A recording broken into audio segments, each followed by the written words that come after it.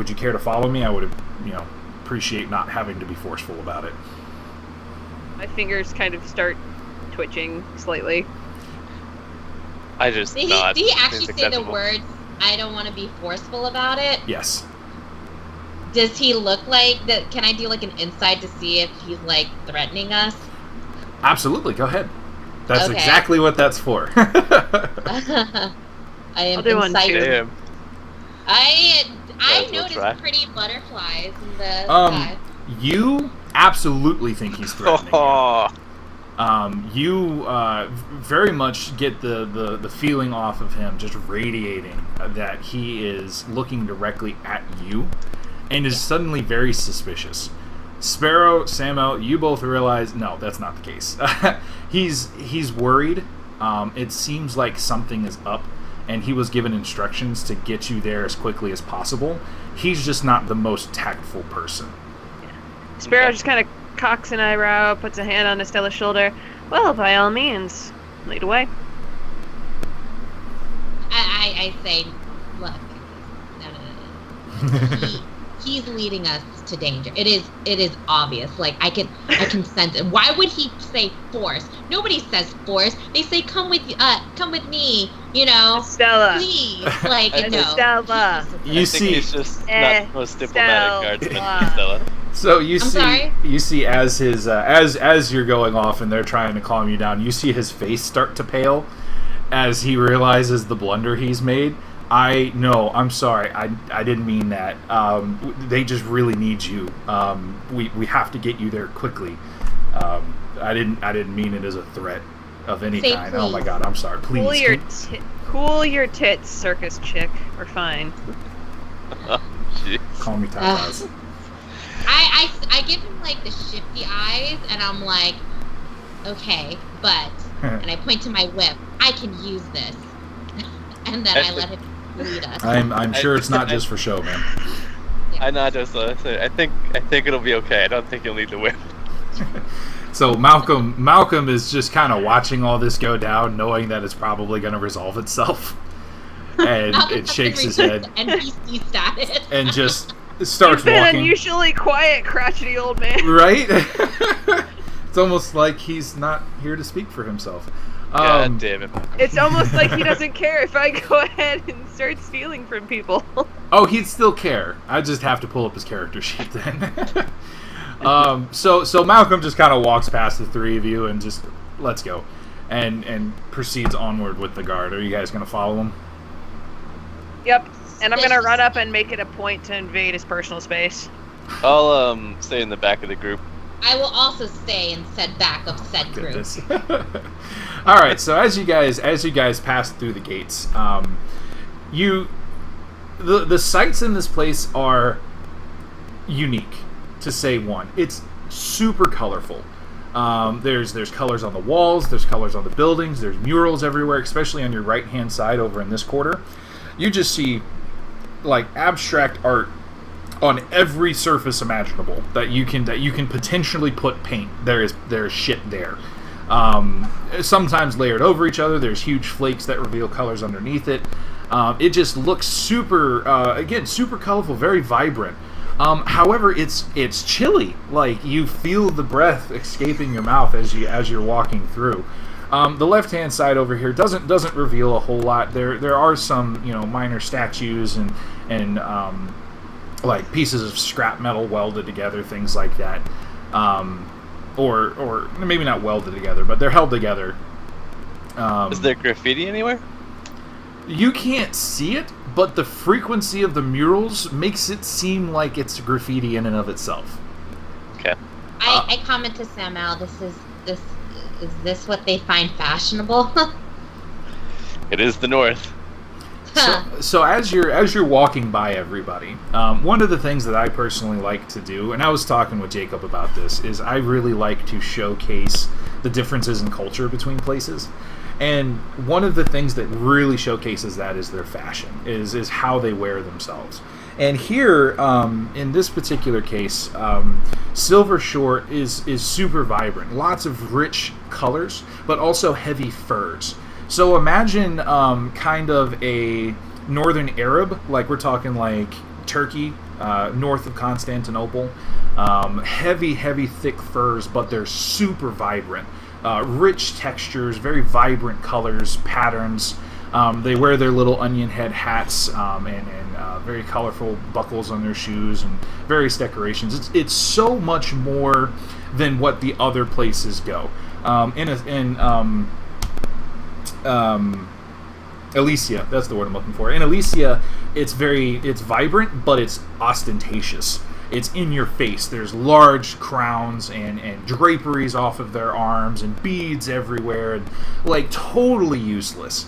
In Lorness, it's almost naval. Lots of heavy wool fabrics, dark on the darker sides, but it's more efficient. And in any of the minor cities, you'll see variations in this comparative to what they're trying to accomplish. Like Madreus has a lot of very plain clothes, but they focus a lot on their architecture, how they build things, how things are stored. Here, it's not grand, it's not ostentatious, it's almost a presence of power mixed with a celebration of color. So essentially, we're dressed so normally, we stand out. Pretty much, actually. So essentially, the rogue is dressed in black because she wants to blend in, and she sticks out like a sore thumb. And this is the one place she would stick out like a sore thumb, yep. Where is your color? So you are getting a few looks. Fuck you. Estella, your silver mask is actually attracting a bit of attention. There's a lot of people that come by who are a bit more flamboyant, not in a gay sense, but just more colorful, more decorated than everybody else. That as they walk by, they kind of as you walk by, they're following you with their eyes, specifically on your mask. Again, a sterling silver and sapphire mask. It's number one, it's absolutely gorgeous. So you're catching a lot of people's eye just on that. But you feel like there's almost an appreciation as you walk by. Sparrow, I hold my head high. Do I notice this? You want to roll insight for me? Sure. Let's see. Almost a bit. Nope, I don't fucking notice. Yep, you're totally clueless. You're actually more focused on the people that are kind of there's a lot of mixed. Second five. What the fuck? There's a lot of mixed interest in you. You noticed first off that there are not a lot of tieflings around here, so you're getting a lot of wow, you're one of them kind of looks. But you're also getting the distinct feeling of people are appreciating your armor. Because, you just rode in, so you haven't had a place to rest or doff your armor yet, so... Yeah, and I would have had my armor on, because I would have assumed we were heading to the cistern, whatever the issue was there. Exactly. So your armor is actually... it's not the most taken care of. You do put a little more effort into it than most people would. But at the same point, it's got the father's symbols on it. It's got... what did you ever decide what Krako's colors were? I think we settled on black and... black and white, I think. I think black and yellow. Oh, it was. I'm trying to remember the symbol I had for it. It was a yellow sun with a black sword behind it, or something like that. Yeah, something like that. Okay, I thought I was right. Okay, so yeah, you got the main yellow color with dark backlights of black, and you're drawing a lot of attention again, not toward yourself, towards your armor specifically. Like again, almost an appreciation as you walk by. Sparrow, actually, could you roll me a perception check? And I'll give you advantage on this one, because this is something that you specialize at.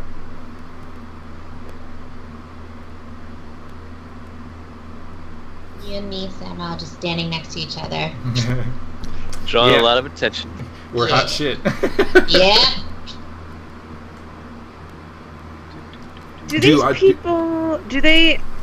Am I able to identify where they would carry purses or coins upon their person? Or is it just kind of like hidden under all the colorfulness? Well, make me the perception check I asked for first, and then we can roll that. Look at you. So something that you specialize at, madame, is spotting guards. Yep. For obvious reasons. I don't know what you're talking about. And something that you're noticing as you're going by is that the garish purple and black outfit that you're following currently isn't the only one. But you're noticing a distinct pattern, is that where there is one of a kind, there are multiple of a kinds, but there are no others. So as you pass this district here, and kind of start moving forward, you notice that the color scheme has changed to a green and blue. Different outfit entirely. These particular outfits look very close cropped. They're very tight, but they're also very they're fitted around the joints for ease of use. These guys also carry rapiers or one-handed swords on their belts. They have a flashy crest on their left breast. It looks to be gold of some sort of an eagle taking off. And they also have small, almost beanie caps with their colors striped around it. As you continue moving forward, and even as you go up here, you start noticing there's a full blood red outfit with nice long boots on. Again, there's a tricorn hat, again with several feathers in it. And you start looking and noticing that those that other people are looking to, almost as a command, have fewer feathers than those that are in command. And there's different colors and stripes on the feathers themselves. So something that you're piecing together is that there is no city guard here. There's almost individual troops. All of which have been looking nastily at your escort, by the way. And he's dressed up in purple, right? He's dressed up in mainly black with purple undertones. Accents? Accents, So thank you. I kind of casually make my way to stand a little closer to the escort. Excuse me. Yes. We seem to be drawing some sort of attention from these other strangely dressed fellows. Is there a problem that we should be worried about? Yes, they're all assholes. And as he Gotcha. walks by, he flashes a very, very obscene symbol at one of the red guards, who flashes it right back at him. Gotcha. How long has it taken us to walk? It's probably a good 30 minutes so far. 30-minute walk. Okay. You guys are right around here, right about now. Okay. I am enjoying the exercise. That obscene symbol, is it a universal symbol, or is it only from Silvershore? No, it's universal. It's a universal fuck you, pretty much. Okay, do we notice that so too? middle finger. Oh yeah, absolutely. Okay. I'm just like watching very, very confused. Yeah, why those everyone's flicking each other off. Those Just fuckers in the Blood Region, or the Blood Legion, they somehow got the contract for the market. I don't know how. We lost it, but I was there. There was this nice merchant lady that was in there that I was kind of getting close with, but now we're not even allowed in there unless we're off duty.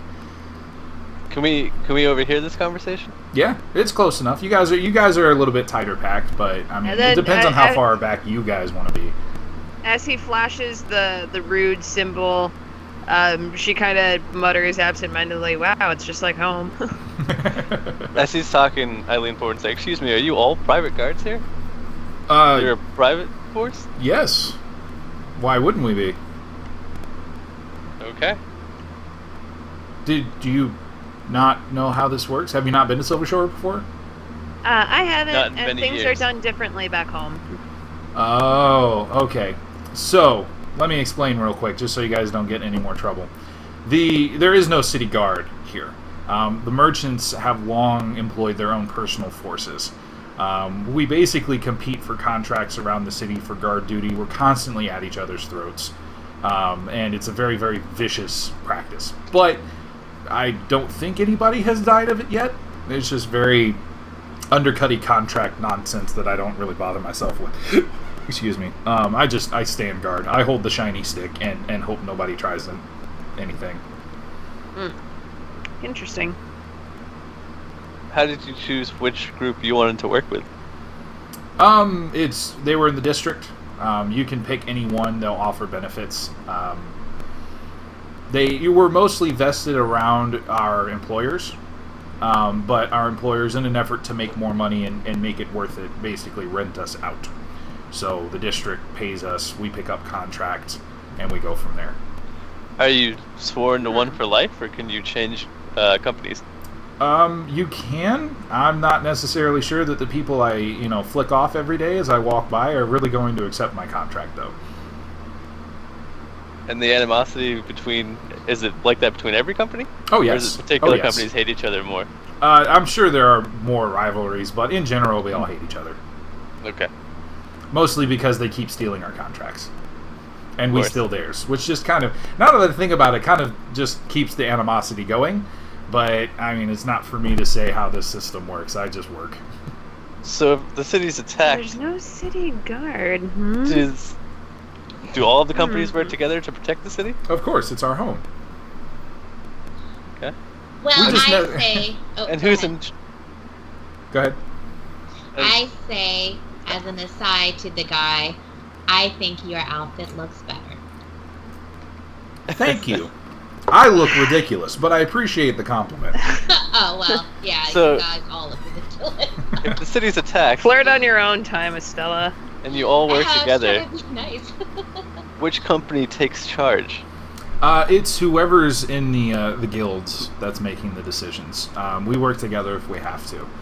Okay. It's kind of, how some militaries have separations that they just can't get over, like the naval and the army continuously snipe at each other. That's kind of how it works here. It's sometimes we drink. There are people that legitimately have animosity, but I mean, this is how life goes here. So I mean, there's not much we can do. But we all live here, so it's not like we're shipped in from another city or from another place, and we have no vested interest in what's going on. So if our city is attacked, I have no doubt that we'll be able to come together. But it hasn't really happened yet. So who knows? I knock Have I- on wood. Have I noticed? Do different companies use different weapons? Yes, you have noticed that. You don't know if it's a symbol, just as an identifying measure, or if it's legitimately that they are better trained in those weapons. Okay. You just see that they have different weapons as they go by. And what have I thought? Looking at their stance as they stand there, do they look like well-trained professionals? Totally dependent on the person. Okay. So as you guys approach the gate, Malcolm again is being his not normal quiet self, but you guys approach the small walkways around the guild buildings. The shipwrights building looks like a massive ship, of course. They actually just put the hull on the ground of a massive galleon, and they are using it as and surrounding buildings that are attached to it. It's like a theme park. It looks like somebody took the hull and then took all the spires that you see around the city and just attached it around the outside for extra space. The Artisans Guild is located in the middle here. It almost looks like a sandstone building with a pyramid for the top. There are just symbols all over it. But as you look at the symbols, they almost seem to form their own patterns as you move by it. It's actually really quite beautiful. It's if you look at it from the corner of one eye, you see one set of symbols. If you look at it straight on from another direction, there's an entirely different picture that's painted. And all of them seem to flow together and almost merge around the building in movement, but you know that nothing's happening. The Builders Guild is it's a larger structure, but it's very utilitarian. It's very direct. It's made for space. It's made for people. There's obvious doorways, and there's not much garish to it. It's very, very straightforward. And finally, the Merchants Guild is this one right here. Looks like it's got gold flake on it. It's got a few garish and lavish decorations to it on the outside. You see cherubs. Is it like Donald Trump's apartment? Not quite. You do see Merchants in all gold letters. you do see that there is, in fact, what looks like in merchant script to be in bronze, kind of tapped into the brick itself. It looks to be Merchants Guild. for those of you who don't speak the Merchant's Guild tongue, you wouldn't recognize the symbols, but it's obvious that it is a label or a title of some sort. Okay. Stands for something. Right. So so there's various other smaller guild halls around. They're not nearly as flamboyant. They're not nearly as in your face. And it seems like there's just a bustle of activity. There's dwarves, gnomes, humans. You see an elf or two floating around, just like super packed in, and everybody's carrying something. It's like a beehive, almost. Just everybody has an intended goal, has an intended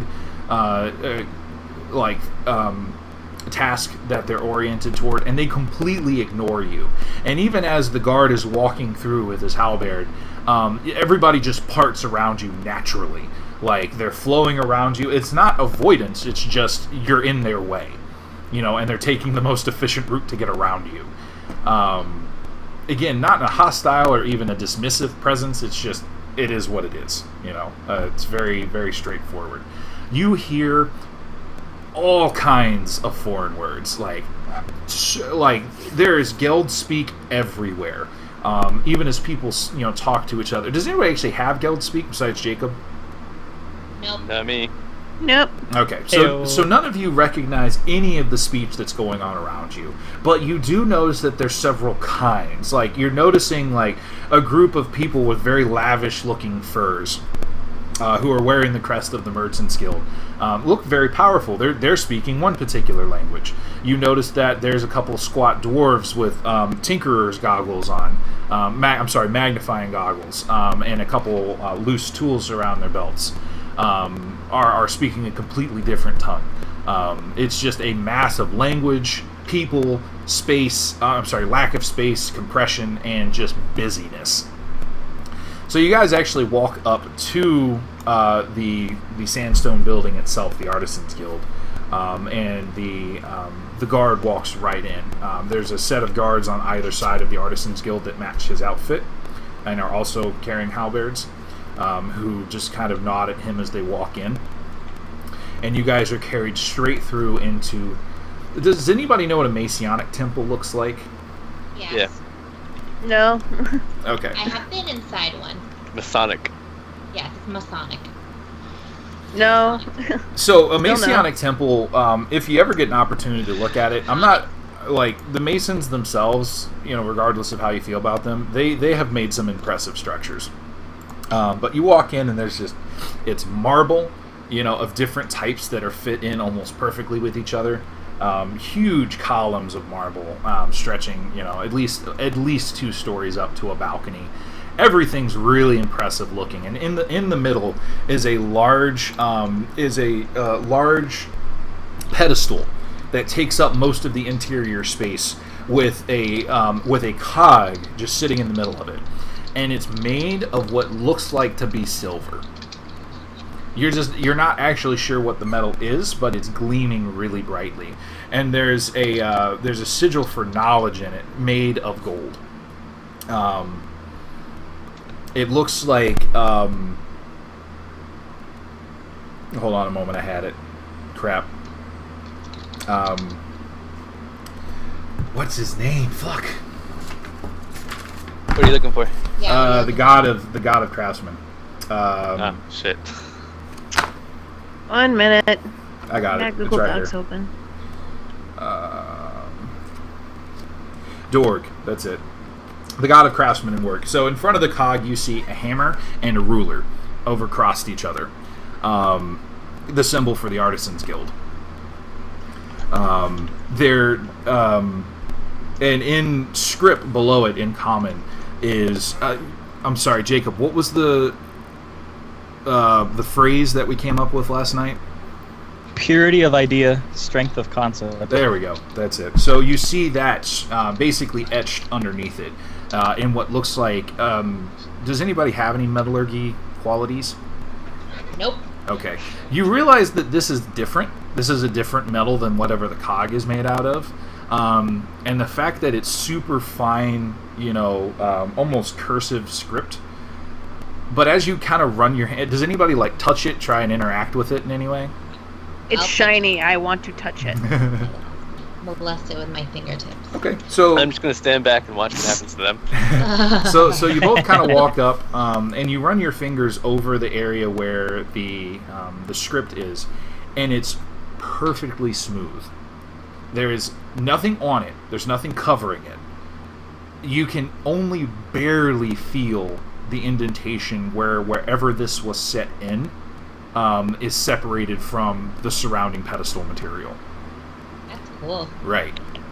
Everything, and as you look at it closer, Sparrow, you would definitely notice this because you have an appraisal ability. Like you can look at something and kind of tell its value. This is especially impressive to you as it doesn't look like anything's actually attached to each other. Which means that the value would stay intact. Not necessarily. More so that the sculpture itself looks like it's completely together, but as you look through it and you see the craftsmanship of it, nothing is actually attached to each other. They're completely free. Like the cog itself is standing by itself. Then the hammer is actually resting inside of the cog, and the ruler is resting on top of the hammer, keeping it inside of its cage. But nothing is attached. There's no adhesive, there's no visible pins, there's nothing. They're just there. Fancy. So it's just perfectly balanced? Yep. Pretty much. At least that you can assume. Could they knock it over? I mean, you could. I wouldn't suggest it. Even I'm not that stupid. Let's go. So the gentleman, your guard, has passed you guys and has kind of turned around and is waving you guys to keep up. Listen, I understand it's impressive, but you need to keep up. We have to keep going. This is very important. And Malcolm kind of gets behind you and starts herding you towards. It's not nice to be late. Okay, okay. God, I am not 5 years old man.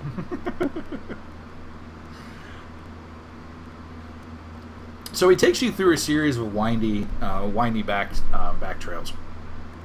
I'm sorry, like not alleyways, hallways.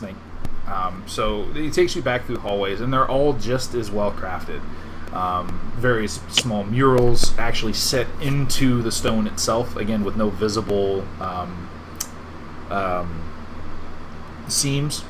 Various small works of art. You'll see things like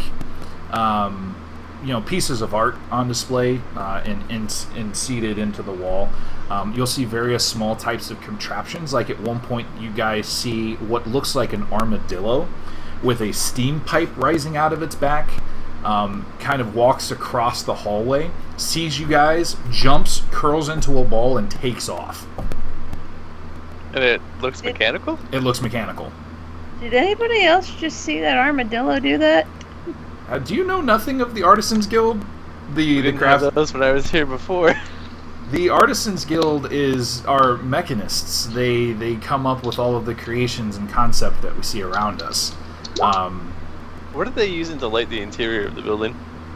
You don't know. But there's just like ambient light? Yeah. Okay. That's pretty cool. You can't see any real source of light. But everything's perfectly lit. Dun dun dun. Anyway, so Dun, dun, dun. so mirrors, guys. You guys see all kinds of stuff floating around. At one point, you see a human and several dwarves walking out of a laboratory, what looks like to be almost a workshop or a laboratory. Again, dressed in finer clothes, but you can tell that they still have the workshop like utilitarian thought. There's lots of pockets. There's shit shoved in the pockets. There's papers sticking out in certain places. And they're all speaking to each other, again, in this really rushed gibberish language that you just can't even catch, let alone comprehend. As they move into another workshop that has the sound of grinding metal and creaking gears as you walk by. And you kind of peek in and just barely see two large cogs interacting and one person standing over it creating fire of some sort. And as you walk by it, finally the guard comes to a large set of absolutely beautiful dark wood doors with inset brass handles. The handles themselves, again, are actually inset into inset into the door, and the only reason you could figure it out, at first they looked like polished brass circles. You guys had no idea what they were. And the guard walked up, dipped a finger into the middle, and pulled it, the whole door out, and it came open without even a sound. Perfectly oiled. And as he walks in, he presents both of you, all of you, I should say, into the room, and says the guildmaster will see you. How big's the room?